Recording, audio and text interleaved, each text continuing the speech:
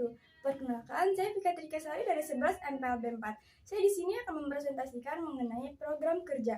Materi yang pertama yaitu mengenai pengertian program. Pengertian program adalah rancangan mengenai asas suatu usaha yang akan dijalankan. Program kerja adalah suatu rencana kegiatan dalam suatu organisasi yang terarah, terpadu, dan sistematis yang dibuat untuk rentang waktu yang telah ditentukan oleh suatu organisasi. Selanjutnya yaitu perencanaan. Perencanaan atau planning merupakan proses dasar bagi organisasi untuk memilih sasaran dan menetapkan cara untuk mencapainya. Ada beberapa alasan mengapa perencanaan dalam kehumasan begitu penting, yaitu yang pertama untuk mengantisipasi perubahan lingkungan, teknologi, politik, hukum, ekonomi, menghadapi perubahan operasional, misalnya menghadapi persaingan perubahan selera pelanggan, siklus hidup produk, sistem komunikasi, media massa, tenaga kerja, dan relasi bisnis, serta menciptakan tujuan objektif, tujuan, dan target yang ingin dicapai. Sementara itu, manfaat perencanaan program kerja antara lain membantu pihak manajemen organisasi agar mampu beradaptasi terhadap lingkungan yang sering berubah, mengefektifkan efisiensi koordinasi kerjasama antar departemen departemen atau pihak terkait, efisiensi waktu, tenaga, upaya, dan biaya. Yang keempat, menghindari resiko kegagalan. Yang kelima, mampu melihat secara keseluruhan kemampuan operasional organisasi dan menetapkan klasifikasi rencana kerja. Agar rencana program kehumasan dapat berhasil dengan baik, ada 3 dasar yang harus diperhatikan, yaitu rencana program kerja harus dibuat dengan teliti dan harus didukung oleh pihak manajemen. Yang kedua, rencana program kerja tersebut harus mempunyai tujuan. Yang ketiga, dilakukannya pengarahan mengenai program kerja tersebut. Selanjutnya, ruang lingkup program kerja public relation. Ruang lingkup program kerja public relation meliputi 1. Publication and publicity, yaitu mengenalkan perusahaan kepada publik. Yang kedua, events, yaitu mengorganisasikan event atau kegiatan sebagai upaya membentuk citra. Yang ketiga, news, yaitu pekerjaan seorang public relation dalam menghasilkan produk-produk tulisan yang sifatnya menyebarkan informasi kepada publik. Yang keempat, komunikasi involvement, yaitu public relation harus membuat program-program yang ditujukan untuk menciptakan keterlibatan komunitas atau masyarakat sekitarnya. Yang kelima, ada identity media, merupakan pekerjaan public relation dalam membina hubungan dengan media atau pers. Yang keenam adalah being, merupakan public relation yang sering melakukan upaya persuasi dan negosiasi terhadap berbagai pihak. Yang ketujuh ada social investment, merupakan pekerjaan public relation untuk membuat program-program yang bermanfaat bagi kepentingan dan kesejahteraan sosial. Proses perencanaan program kerja Humas. Proses perencanaan program kerja Humas yang pertama yaitu penelitian dan mendengarkan, riset listening. Pada tahap ini akan ditetapkan suatu fakta dan informasi yang berkaitan langsung dengan kepentingan organisasi. Yang kedua, perencanaan dan mengambil keputusan, planning decision. Tahap ini merupakan kelanjutan dari tahap phase finding.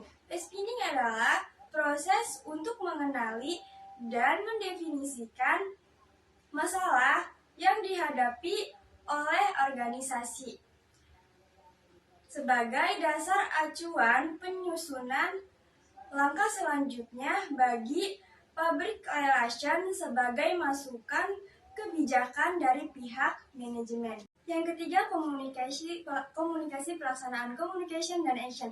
Tahapan komunikasi tidak terlepas dari perencanaan tentang bagaimana mengkomunikasikan dan apa yang dikomunikasikan. Yang keempat, ada evaluasi atau evaluation. Setelah komunikasi dilakukan, organisasi tentu ingin mengetahui dampak atau pengaruh terhadap publik atau khalayak. Pada tahapan ini, Humas mengadakan penilaian terhadap hasil dari program-program kerja atau aktivitas Humas lainnya yang telah dilaksanakan. Model-model perencanaan program kerja Humas. Menilai situasi. Analisis situasi merupakan kumpulan lengkap atau segala yang diketahui mengenai situasi sejarah kekuatan yang mempengaruhi dari pihak-pihak yang terlibat atau terkena pengaruh baik internal maupun eksternal. Kedua, mendefinisikan secara objektif survei untuk mengungkapkan pendapat, sikap, masyarakat atau cara organisasi di mata khalayaknya. Yang ketiga, definisi publik perencanaan. Public relation menargetkan dua jenis politik, yaitu publik primer dan publik sekunder.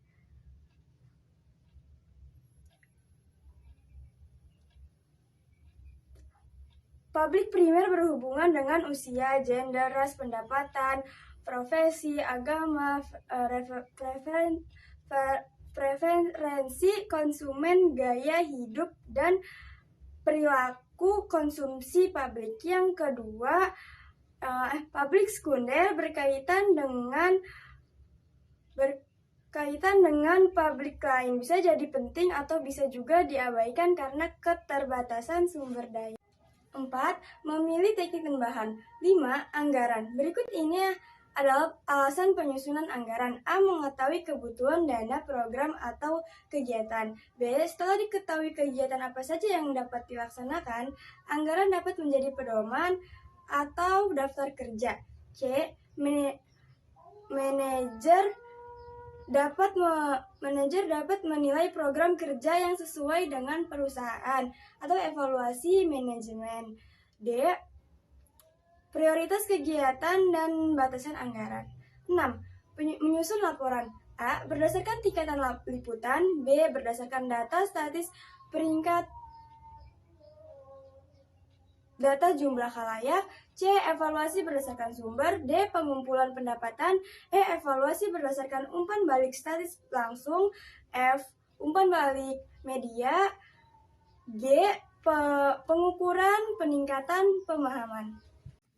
Manfaat perencanaan program kerja Humas. Manfaat dan tujuan kerja Humas. 1. Mengefektifkan dan mengefisienkan koordinasi atau kerjasama antara pihak yang terkait. 2. Mengefisienkan waktu, tenaga, upaya, dan biaya. 3. Menghindari risiko kegagalan dengan tidak melakukan perkiraan atau perencanaan tanpa arah yang jelas atau konkret. 4.